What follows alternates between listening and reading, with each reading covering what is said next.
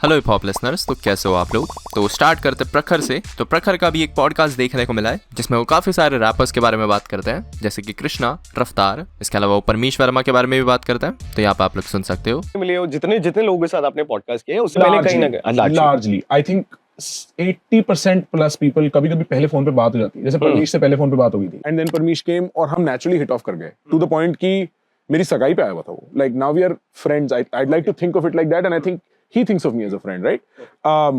रफ्तार पाजी से मैं उनके शो पे जाके एक दो बार उनके घर पे मिल चुका था एक बारी किसी सिलसिले में ऐसे ही commonly, and bro that guy वो मिलते ही ऐसे हैं भाई। वो I've worked with him. या वो बात ही ऐसे करते हैं यार। because तो मैं apparently कलमकार में था।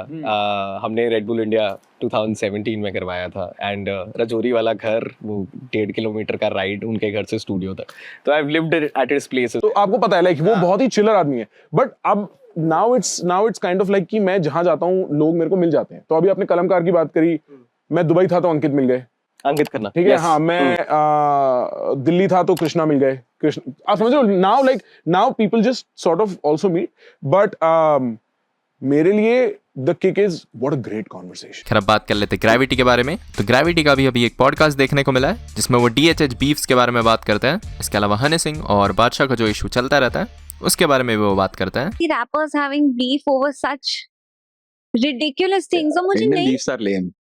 क्या है, क्यों है इतनी रिजेंटमेंट, क्यों है? आप छोड़ दो ना, क्या I प्रॉब्लम है? think it's just a byproduct of being inspired from where hip hop actually comes from, and hip hop is a sport. Rappers look at themselves like athletes, क्योंकि you have to battle, you have to cipher, you have to be the best. Similarly, in a sport like basketball, you have to be the best at whatever you do, no matter what position you hold in the court. So I think because of that sports angle, the battle angle comes in as well, and because of the battle angle, people think they can battle over anything. हाँ, मतलब ये इतने साल पुराने किसने क्या लिखा है, छोड़ो यार। I mean, Both of you are doing so well, like Ani and People are Bacha. I'm petty. like, just move on.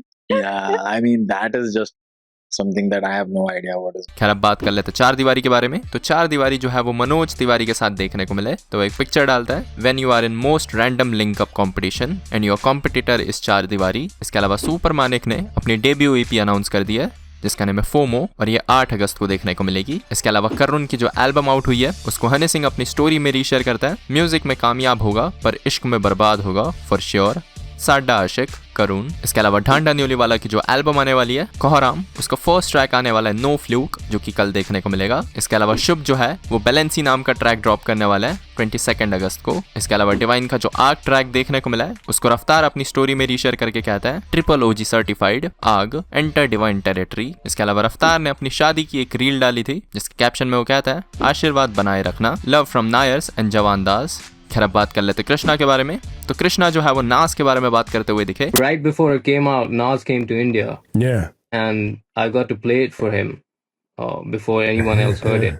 And it was crazy because he's so like he has the mind of a rapper. He's so sharp that I'm playing songs that are in Hindi, which is the language we spit in, and in one song I've I've name dropped him in one song, and it's like for a split second, and he got that one. He heard it. He heard even though everything else is Hindi, he got that one, and he got what I was trying to do immediately. Yeah. And I think it was just an honor to like play that to him.